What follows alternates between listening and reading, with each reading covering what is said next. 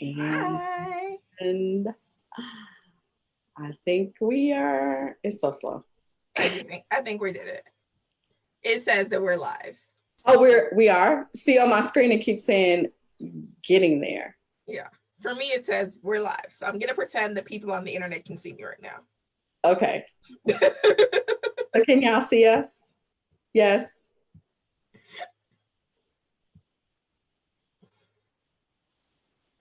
Yes. Okay. They can see it. They're probably like, she is always so goofy every week. So, Chyla, how are you? I'm good. Awesome. Had a couple cookies. I'm in a good place. All righty. So, hello, everybody. It's Gwendolyn here from your virtual admin expert, and welcome to Leading Behind the Scenes, your weekly dose of inspiration to equip you to excel in business and life. Last week, I was not able to be with you because of a death in the family, and I wanted to place 100% of my focus and energy just on managing my grief and connecting with my family as much as possible. And so while my heart is still heavy, I know that I must continue on this journey of life. With that said, I am super excited to be back today talking with someone that I adore and that I think you should know. My special guest is Chyla Graham. She is an accountant who's passionate about helping nonprofit leaders confidently speak about their money, and she also flies trapeze. We'll have her tell us about that in a little bit. Chyla is the president and CEO of Synergy Accounting Advisory, an accounting firm dedicated solely to organizations. I had the pleasure of meeting and serving Chyla while supporting a former client. And during that time, while kind of overseeing one of the mastermind retreats, Chyla and I had a chance to really connect. And it probably has something to do with the fact that she was in the kitchen baking some goodies for us. And I was trying to figure out who is this person that has just like taken over the kitchen. And so fast forward, it's been about 10 months since we officially started working together. So Chyla, welcome, welcome, welcome. Thank you.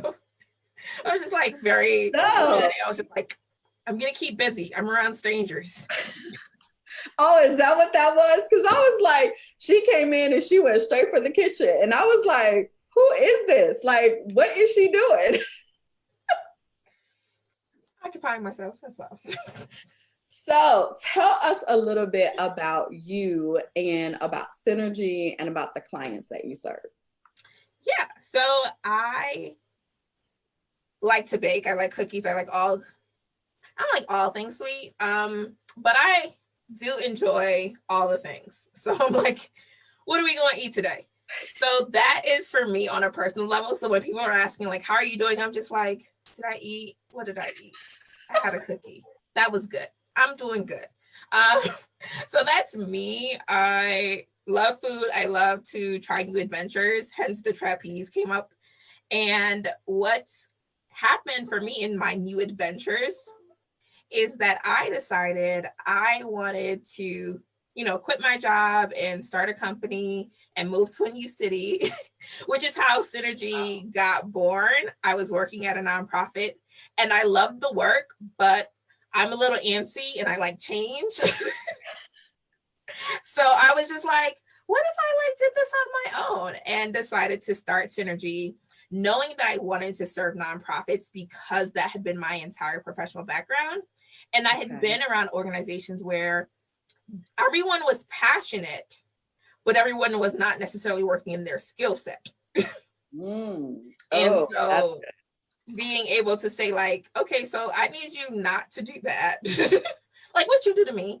And just help them focus on like, okay, someone else will handle the accounting or someone else I can call to say, yes, that's okay, or no, let's not do it that way, was the reason that I decided to work with nonprofits, because that was the gap. Everyone was saying like, oh, I'm going to do taxes or I'm going to do audits, but no one was saying like, I will answer your question just because you have a question. Now, that's good. because that was one of the things I was going to ask you. Like, how did you just come to working with nonprofits? Because I know the more I started working with you, I was like, where was Chyla like 10 years ago when we started our nonprofit? Because like, I don't know anybody that is specifically working with nonprofits and really helping you to kind of connect the dots between money and mission, right? Because that was not something that we had ever really thought about too. It was just like in silos. Okay, we need to focus on fundraising, or we need to focus on storytelling. But you have somehow managed to educate nonprofits on bridging the gap to do both. So tell me, how do you do that, and why is that important? So I do that in a variety of ways. So part of it for me has become really big on education. So telling them, let's talk about why that matters. Because typically organizations will come to me and say, hey, we need you to do our accounting. Okay. And while we have those conversations, I'm asking about like, hey, so what's the process for this? And they're like, I bought the thing. Like, I'm like, so I get that. Like, I can tell that you bought a thing, but I need to know why. And I am passionate about understanding why, because what I have found is when I know why they did a thing, I can tell them, oh, there's a better way. Okay. Or I can say, oh, there's more money for you. So, and that's what I found working with other organizations is because they're so used to working silos and feeling like they have to do it themselves, they're not aware of what other resources are available. And because I'm not in the weeds, I have the time to say, oh, I know that because of working with a different client, or I know that because of my experience just networking with other people who serve nonprofits, that I can bring that perspective to say, like, I'm asking you because in 6 months or a year, I want to know that we can support you in this other way. Okay. Now, you just said something I think is really crucial. You said, because I'm not in the weeds. So what do you mean by that?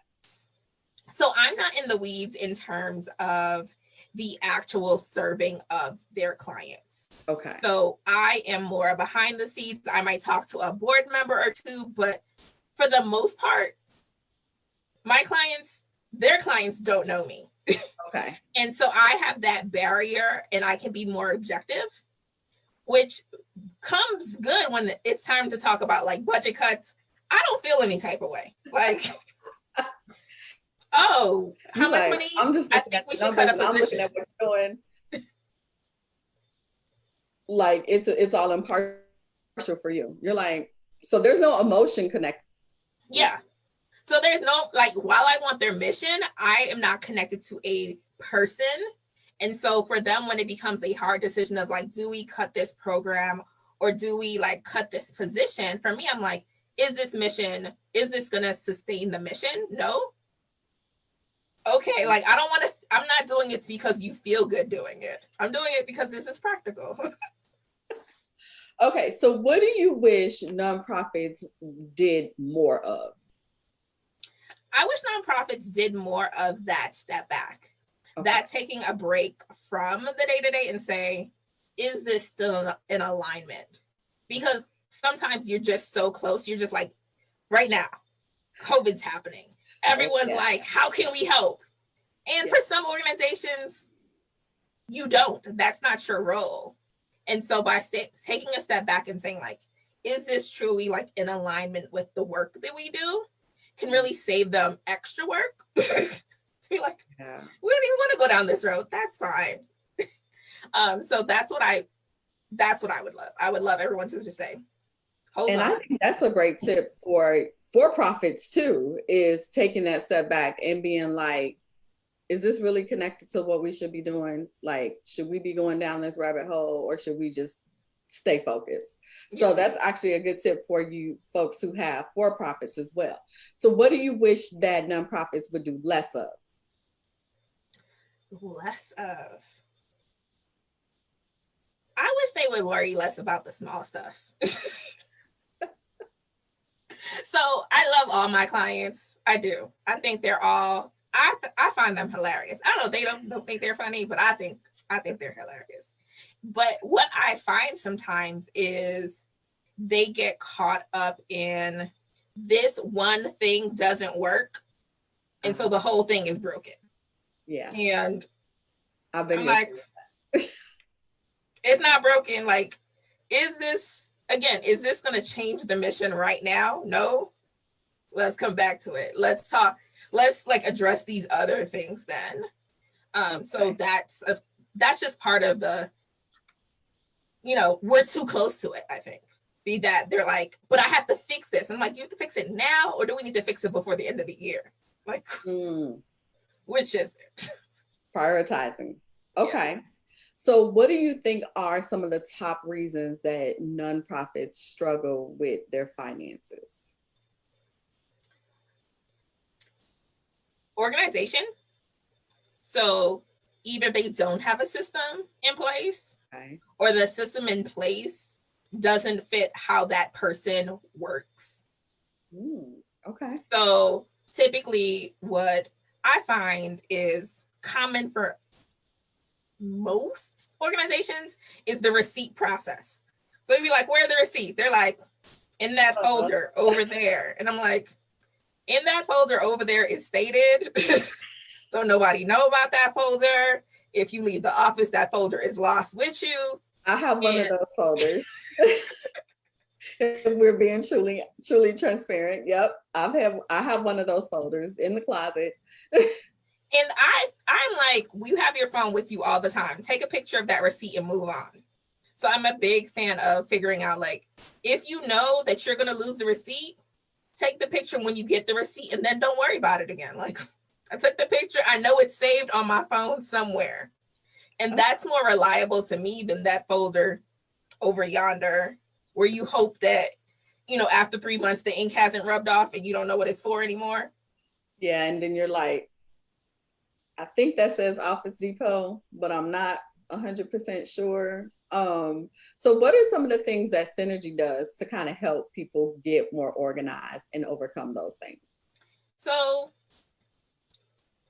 some of the things we do is our tutorial videos. So what I found was happening for a lot of people was when we're on the call, yes, this makes sense. I know exactly what to do. And in a week, when a new priority has popped up, they have like put that task aside. And in a month, when it's time to check in again, they're like, I did not do any of the things we said we were going to do. And it's not because they didn't want to, it's because they forgot what they were supposed to do. So for me, it's really important that when they say, hey, this is an issue, rather than me just answering it in like a paragraph form, I've been trying to do more and more video recordings to say, hey, let me go into your file, walk you through the steps so that they can just replay that when it's necessary. And the goal is if they were to leave the organization, they could say, hey, here are all the videos. That's good. So I've always felt like I don't want my clients to feel like if they left for whatever reason, all their knowledge resides with me. Like, I feel like they should have all that content. That's good. So that sounds like that's one of the unique things about Synergy. So what else makes kind of you and Synergy unique and different from other accountants who might be focused on nonprofits? I would say my attitude. I think most people are typically surprised when they find out that I'm an accountant. They're like, oh, like you're really talkative. And I'm like, only right now. Like, and funny though, and hilarious. Thank you. I think I'm funny too. I'm very entertaining. Some people just don't have good sense of humor, and that's another story. But that's part of what makes me relatable and easy to work with is because I'm like, let's just move it along. I try, and some days I struggle. I'd be like, let's not talk in accountant speak. And really trying to see like, okay, how do I rephrase this? Okay, ask me that question again, just in case I didn't get it through, because I want them to feel like they left the conversation with more information and less questions, or at least different questions. I don't want you to have the same questions you started off with. That makes sense.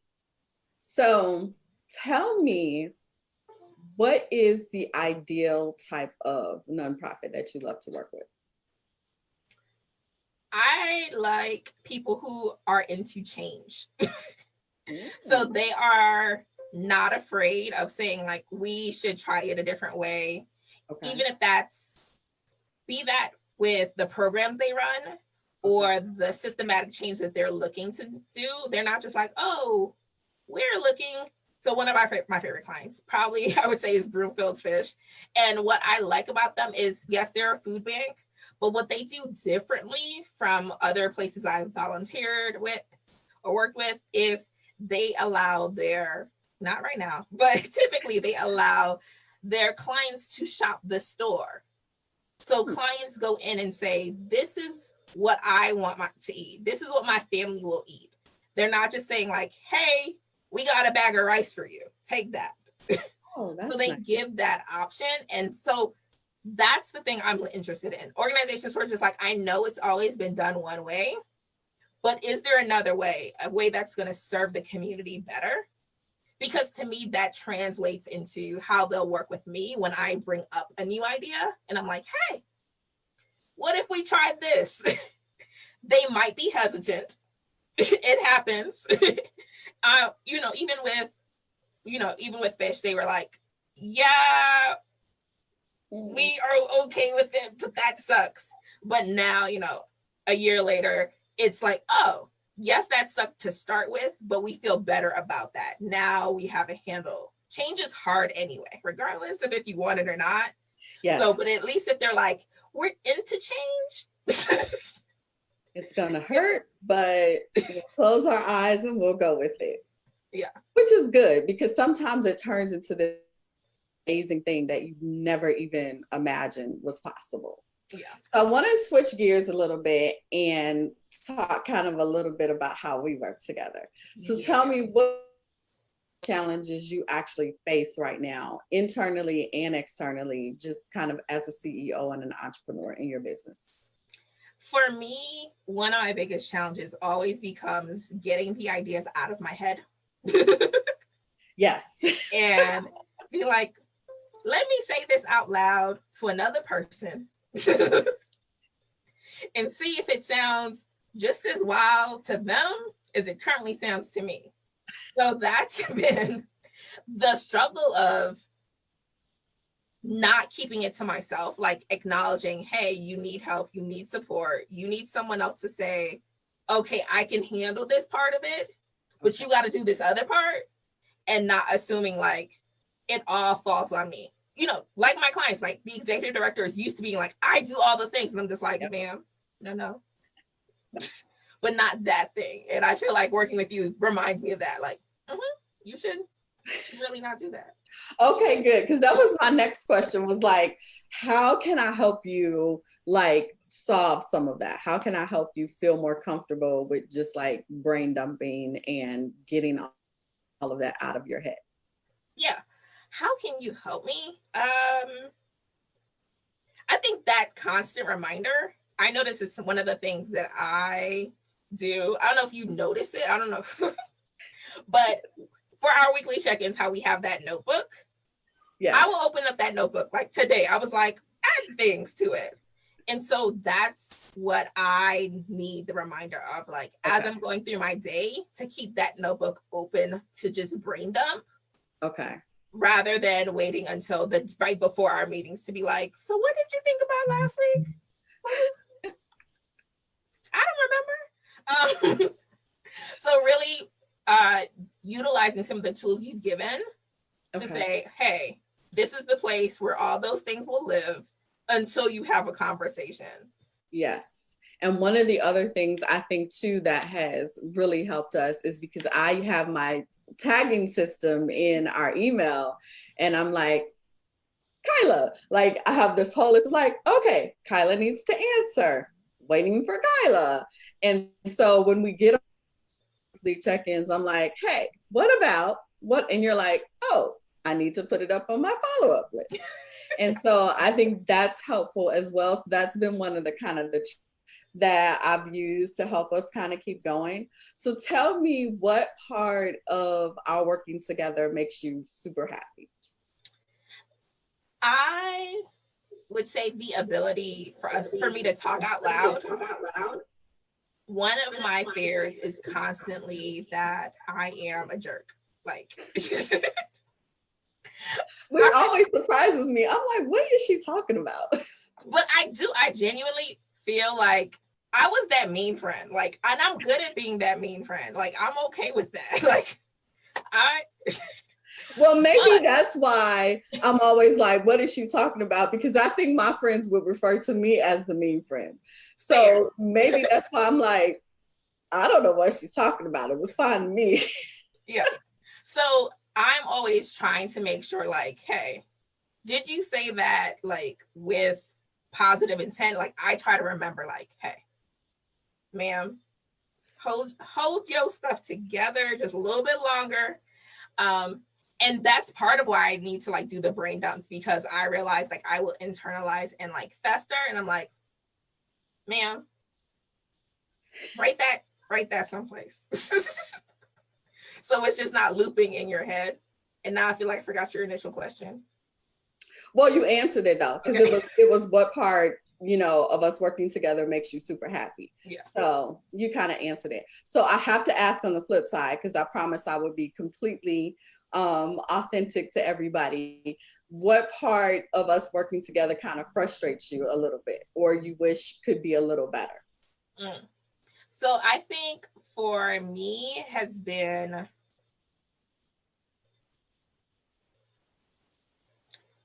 timing. Okay. So I am a do it now person. Like, I know this about myself. That's why my to-do list gets so long, because I'd be like, you should do this now. And I notice that's been the part about my communication that I've needed to be sure to articulate, is like, what do I mean when I say, hey, can you get this done? By when? Like, you're not Gwendolyn's only client. Like, what do you want? And so, right, because in my head, I'm thinking, okay, I'll do that on X day. Well, I wanted it on X day, and then we're both like, oh, we completely missed that. So yes, and that has been helpful for me, because I'm like, make sure you tell me when you need it by, so that I could be like, let me get it to you, because I don't want you to be mad at me, and I don't want Kyla to be like, what happened? What happened? What happened? So that's been super good. So is there anything else? No, I think we talked about the away message. Like, yes. For people who don't know, like, I consider myself a high communicator, not necessarily a good communicator, but like, I want to know what's happening. And so away messages for me are really important, just so I can temper, like, hey, when is this happening? And because for Synergy, all of the team is remote. Yeah. We're in different time zones. People are part-time. It's important that when clients, since they won't necessarily CC me, like if they just send the team an email, like, will they get a response letting them know, like, oh, in a week, you can get this, or whatever the issue is. For me, that was one of the things that I was like, let's talk about those away messages. And I was like, I remembered to put my. You did, and even before I've actually started using them for myself, because I'm so used to being on 24/7 that I'm like, who needs an away message? I'm just gonna. You need sleep. I know, but I realized that after the fact. So now I'm like, yep, away messages are good. Let's use those. So tell me, give me an example of something that we did together, or something that I did for you that you were just like super delighted with. Ooh. So I have loved all the trackers. Like, it has been like, what? The thing is here. We're in a spreadsheet over there. Very exciting. Like, very, very like, I feel like a weirdo. Me but too. very exciting to be like, oh, here it is. It's organized. I can do a filter. That has been super helpful for me. And it's actually like, I can tell that I've gotten more chill about it because I'm like, oh yeah, could you please give me a task to check the thing that you created for me? Because now I'm just like, oh, it's there. I know it's there. It'll be fine. She'll tell me if it's like something I need to look at. Yes. And I'm so excited because I'm like, somebody shares my love of organization and trackers and all this good stuff. And nobody else really understands that behind the scenes language when I get so super excited, like, oh, we could do, but you're always like, let's do it. I'm like, what? There's a link. Got it. Done. Feel amazing. So tell me how you need to transform your business like over the next maybe 12 months and how I can help you with that. Over the next 12 months. So one of the things that I've been thinking about is like, what is life after COVID? Which for me, like, has COVID changed a lot of things for Synergy? No, not really. But it's emphasized my long-term goals of, hey, I want to be able to work from anywhere. Okay. And because I love to travel, I'm like, I want to go someplace. And they're like, well, you about to be in quarantine for 2 weeks. I'm like, so where am I going for a month? Like, if I gotta wait 2 weeks to do stuff, I need to stay another 2 weeks to make this flight worth it. So for me, I'm constantly, or starting to, like this last week, I've been thinking more about, hey, as you think about like, where would you live next? Or where do you want to visit next? How do you set yourself up to stay in that location for a month? What does the team need to do? How do we need to like put systems in place that makes it feasible to be like, well, you are in a different time zone. What does that change? And so that's how I'm like, we should flesh that out. Like, what does that look like? Okay. As I type and add it to this. I know, secret. Remember, it was not. Yeah. So I have to make sure I remember that. So now I can start thinking about it. So what would you say somebody that wanted to work with me? I would say to be honest. So I remember our initial phone call, you asked me about like, hey, what's happening with your current situation? Like, what are those challenges? And so I was able to be upfront with you, like, this is an issue for me. Like, and knowing that going in made it easier for me when things weren't working. It's for me to say, hey, I like you. I would like to keep liking you. Let's talk about this. Yeah. And so I think that level of honesty is really important to say upfront on both sides. This is what works for me. This is how I communicate. And also understanding for a new person, especially if they've never worked with a virtual assistant or a virtual administrator, to say, what are the parameters of task that they can take on or that you're willing to let go of.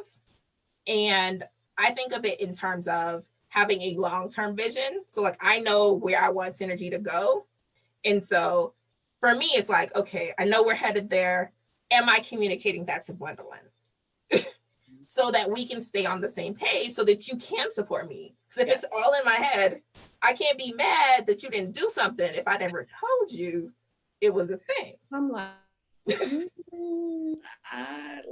did we talk about that? Because I don't remember. Yeah. So I think that's the thing that I appreciate you, because you're different from the other team members. The other team members are more in the weeds with clients, and you are more like, hey, can we talk about a thing?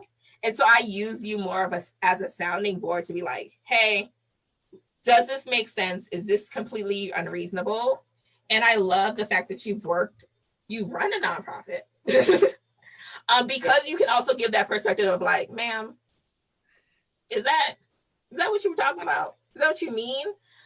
So I think that's another facet of people who are looking to work with you, to say like, what are the skills? What's the life experience that Gwendolyn has that can really benefit me in my business? That's good. So thank you for that.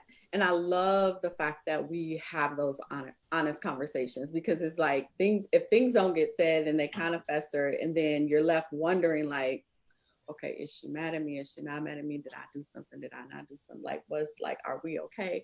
Like, and I just don't have the brain space for that. I'm like, just tell me what it is so I could fix it. Like, nobody got time for that. And because I really value like our relationship and just all of my client relationships, I'm like, let's just be, I'm screwing up, tell me I'm screwing up. If I'm doing a good job, tell me I'm doing a good job. But, let's just be open about it. So I'm so super glad to hear that. So any last words for people, and tell them how they can connect with you? Last words, write it down. Like, for all people, about if it's your business or if it's a personal goal that you're trying to do, write it down, because that makes it easier to communicate to someone else, because you've already done that rough draft and it doesn't become, the new term word salad. Be like, you just saying a lot of things. I don't know what you're talking about. Like, to do that first dump by yourself, which is me in the notebook, I'll be like, let me put all these things here until we talk. And I think that will make it a more fruitful conversation, personally or professionally, with another person, to say like, hey, I've already gotten some of the fog cleared. And for people who want to connect with me, I guess it depends on what you're interested in. I think I'm the most fun on Twitter.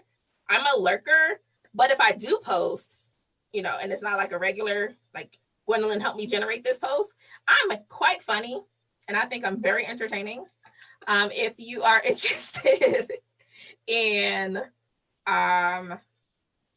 more of the behind the scenes, what else are we working on, that's definitely Instagram where you'll find that. I might post what I'm baking. And Facebook is for if you don't mind me not checking it for a week. You can find me on Facebook.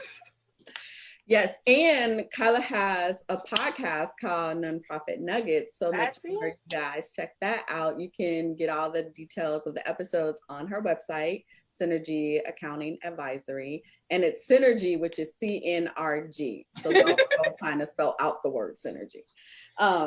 So I hope this was super enjoyable for you guys. I would love it if you could hit like, share it with anybody else that you might think might enjoy it, especially nonprofits, nonprofit leaders. I think every nonprofit needs to know about Chyla. I said this when we first connected, because I was like, man, where were you 10 years ago? Especially when she started talking about them 990s and all that other stuff. I was like, yeah, I did the end. And she was like, that don't tell nobody nothing. And I was like, yeah, I know, but I didn't know that before you told me, like, where was you, again, 10 years ago. But make sure you share it.